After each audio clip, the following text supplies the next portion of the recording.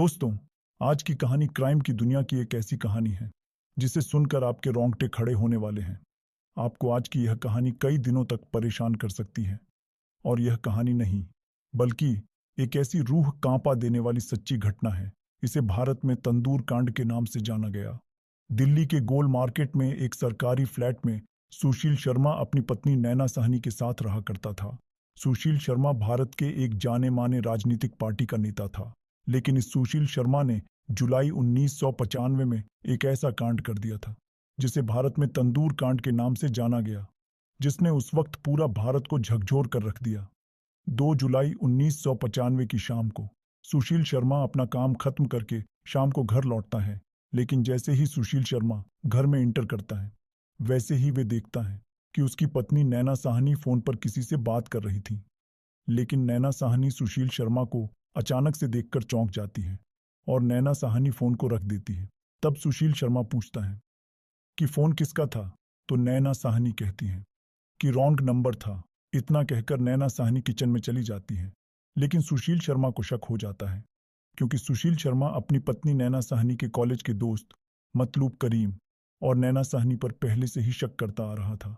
और इसी शक के कारण सुशील शर्मा ने करीम से इस बारे में बात भी की थी। लेकिन करीम कहता है कि नैना साहनी उसकी सिर्फ एक दोस्त हैं और उस दिन घर में नैना साहनी और सुशील शर्मा दोनों ही थे। और जब नैना साहनी फोन को रखकर किचन में गई, तो पीछे से सुशील शर्मा रीसेंट नंबर को रीडायल करता है।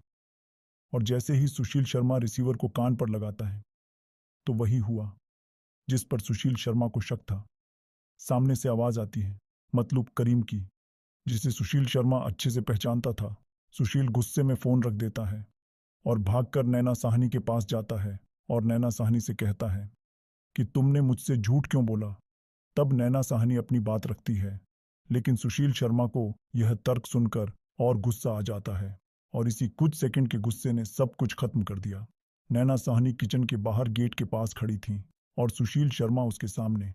तभी सुशील शर्मा अपना लाइसेंसी पिस्टल निकालता है और नैना साहनी की तरफ 3 फायर करता है। पहली गोली छत पर जाकर लगी सीधे ऐसी को, दूसरी गोली नैना की गर्दन पर और तीसरी गोली लगी थी नैना साहनी के सिर पर। गोली लगते ही मौके पर ही नैना साहनी की वहीं पर मौत हो जाती है। नैना साहनी की मौत होने पर सुशील शर्मा को एहसास होता है यह उसके हाथों से क्या हो गया। सुशील शर्मा जोर जोर से चिल्लाने लगता है, रोने लगता है कि जो कुछ भी हुआ गुस्से में हुआ, अचानक से हुआ, इसका पहले से कोई प्लान नहीं था। अब सुशील शर्मा उस लाश के पास बैठा हुआ फंसा हुआ महसूस करने लगा। उसे लगा कि अब वह भी नहीं बच पाएगा। तो सुशील शर्मा खड़ा होता है और अंदर जाता है और अंदर से एक बड़ा पॉलिथीन का बैग लाता है और उस लाश के आसपास लगे खून को पोंछकर नैना साहनी की लाश को उस पॉलिथीन की बोरी में डाल देता है। और पहले तो फ्लैट से बाहर आकर चारों तरफ देखता है कि कोई आसपास तो नहीं है। फिर वह बोरी जिसमें नैना साहनी की लाश थी, उसे घसीटता हुआ अपनी मारुति कार के पास ले जाता है। 1995 में सुशील शर्मा के पास यह मारुति कार थी और सुशील शर्मा उस लाश को मारुति कार की डिग्गी में रख देता है और गाड़ी स्टार्ट करता है।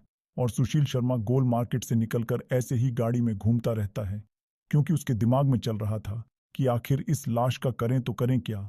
और फिर उसने नैना साहनी की लाश के साथ जो किया वह देखकर आपका दिल दहल जाएगा। तब सुशील शर्मा गाड़ी चला रहा था, तो उसके मन में यही बात चल रही थी कि कहीं कोई चेकिंग ना हो जाए, रास्ते में कहीं पुलिस ना चेक कर ले। तभी सुशील के दिमाग में एक बात आती है। वह तुरंत गाड़ी को घुमाकर आईटीओ पुल पर पहुंच जाता है, क्योंकि सुशील शर्मा के दिमाग में अब यह बात आई थी कि वह अपनी पत्नी की लाश को आईटीओ पुल से नीचे यमुना में फेंक देगा।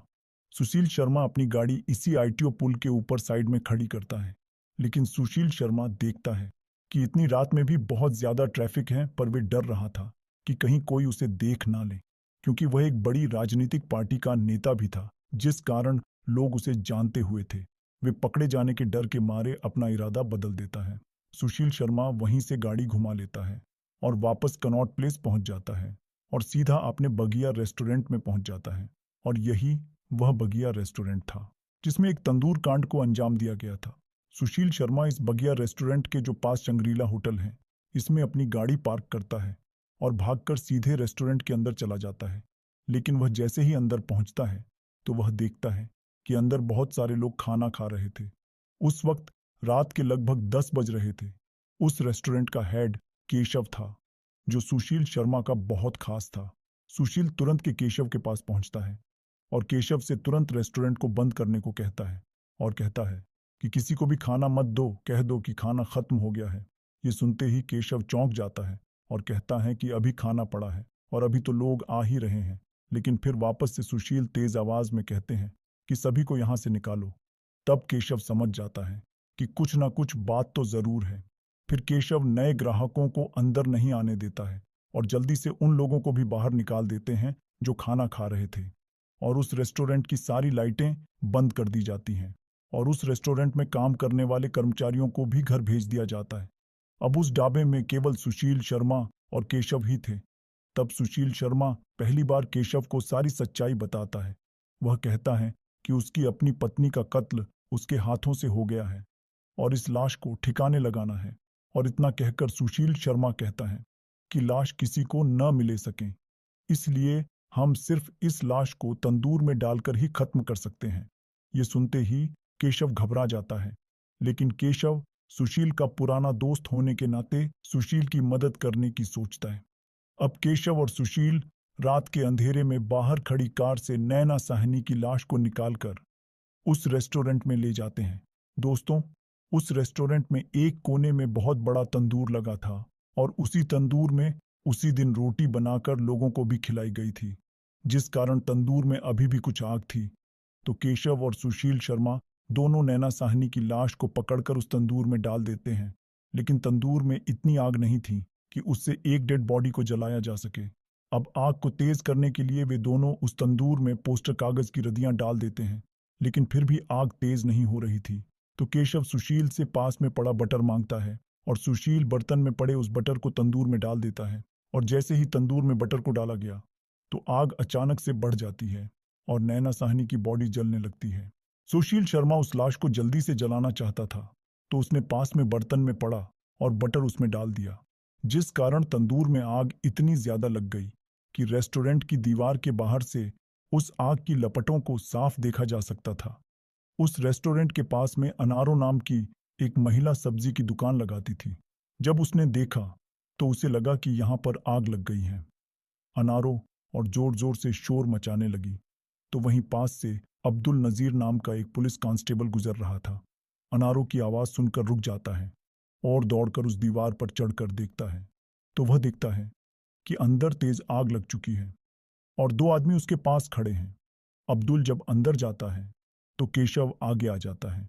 तो अब्दुल कहता है कि अंदर आग लगी है। तो केशव कहता है कि अंदर आग नहीं, मैं कुछ पोस्टर पुराने कागज जला रहे हैं। तो अब्दुल कहता है थोड़ा ध्यान से कहीं आग न लग जाए। इतना कहकर अब्दुल बाहर आ जाता है, लेकिन जैसे ही अब्दुल बाहर आता है उसे अलग सी बदबू आती है, जैसे किसी के बालों को, किसी के मांस को जलाया जा रहा है। अब्दुल नजीर को शक होता है। वह फिर भाग के धक्के से अंदर घुस जाता है और वह तंदूर की तरफ देखता है तो अब्दुल नजीर के रोंगटे खड़े हो जाते हैं। उसे सामने तंदूर में एक जला हुआ हाथ दिखाई देता है। वह घबरा कर बाहर आ जाता है और तुरंत पीसीआर को फोन करता है। कुछ ही देर में पुलिस वहां पहुंच जाती है, लेकिन तब तक सुशील शर्मा वहां से भाग जाता है और पुलिस आकर जब उस आग बुझाती है तब तक नैना साहनी की लाश आधी से ज्यादा जल चुकी थी। पुलिस उस वक्त सुशील को नहीं पकड़ सका, लेकिन केशव को पकड़ लेता है और उस लाश को ले जाकर मोर्चरी में रखवा देती है। जब इसकी खबर मतलूब करीम तक पहुंची तो वे तुरंत भाग कर आता है और जब लाश की अंगुलियों को देखता है, जो सिर्फ हड्डी ही रह गई थी, जिसमें पहनी एक अंगूठी से मतलूब करीम पहचान लेता है कि हाँ, यही नैना साहनी है। बाद में सुशील शर्मा अपना हुलिया बदलता हुआ भागता फिरता है, लेकिन आखिर उसे पुलिस पकड़ लेती है और इस केस को रेयरेस्ट ऑफ रेयर केस मानकर सुशील शर्मा को फांसी की सजा सुनाई गई। लेकिन 2013 में सुप्रीम कोर्ट ने इस फांसी की सजा को उम्र कैद में बदल दिया, क्योंकि कोर्ट का मानना था कि यह कत्ल की कोई सोची समझी साजिश नहीं थी, बल्कि अचानक से गुस्से में हुआ कत्ल था। तो दोस्तों, यही थी आज की हमारी कहानी। आप कमेंट बॉक्स में इस कहानी के बारे में अपने विचार जरूर लिखिएगा। साथ ही आप चैनल को सब्सक्राइब जरूर कर लीजिएगा। मिलता हूं एक नई कहानी के साथ। तब तक के लिए अपना ख्याल रखिएगा। धन्यवाद।